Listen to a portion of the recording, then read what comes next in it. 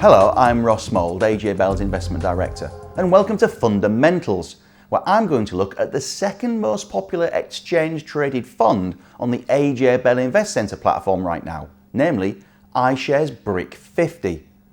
This tracker product is an ETF, or exchange-traded fund. It's designed to track or mirror the performance of the underlying index or basket of securities. In this case, the tracker follows a specialist benchmark, the FTSE BRIC 50, which consists of the 50 largest stocks as measured by the market cap from the Brazilian, Russian, Indian and Chinese stock markets. Now, iShares BRIC 50 uses physical or direct replication to generate performance. This means that it owns the underlying stocks.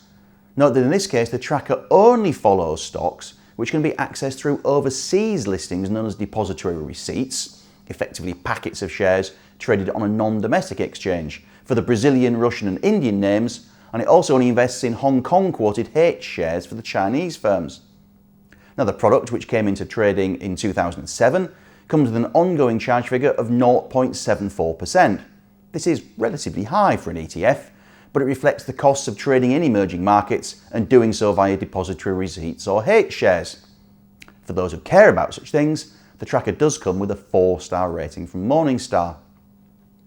Now, in terms of the asset allocation, 61% is to China, 15% to Brazil, 13% to Russian and 11% to India, allowing for rounding errors as per this chart here. By sector, the mix of the 4 target markets means that financial services, tech and energy are the 3 biggest exposures.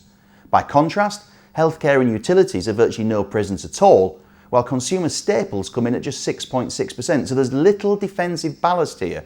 As perhaps you'd expect, therefore, this looks to be an instrument best suited to risk-tolerant clients, even if mining, consumer cyclicals and industrials also have a very modest weighting, as we can see. By individual stock, the biggest holdings are Chinese internet player Tencent, China Construction Bank, telecom giant China Mobile, Industrial and Commercial Bank of China, and Indian tech stock Infosys. Brazil's biggest representative in the top 10 are Banco Itaú and Brewer Ambev, and Russia's biggest is Sberbank, and that comes in at number 11 on the list. So those are the mechanics. The next question to address is, why would advisors and clients be potentially buying iShares BRIC 50 now? Well, I think there are 3 possible reasons. First, commodity prices have staged something of a rally. This is certainly helpful to the Brazilian and Russian economies and stock markets, and it could also be a sign that China's on the way back, although it's less good in fairness for India. This chart here runs the tracker against the Bloomberg Commodities Index back to its inception nearly 10 years ago. Second, emerging markets are potentially a bit of a haven from any Brexit fears, especially India, which is pretty much a closed economy. For the moment, Chinese economic growth also seems to be on track in the 6 to 7% range, and India's bubbling along nicely. The prospect of social, political and economic reform in Brazil under new President Michel Temer is also raising hopes Brazil can drag itself out of a recession, while a rally in oil from its lows may give Russia a much-needed boost as well. This graphic shows year-on-year GDP growth on a quarterly basis for all 4 nations going back to 2013. And third, emerging markets overall have been a dog for so long, it's possible some advisors and clients are thinking things have got so bad, they have to be good.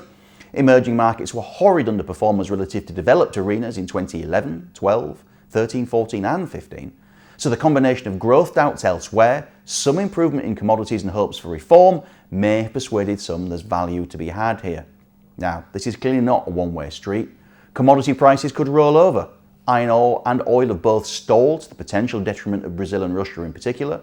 Reforms in India and Brazil could run into the sand, and the way China's currency, the renminbi, is sliding suggests someone somewhere thinks its economy may not be as strong as it seems. Here's the chart for the renminbi against the US dollar.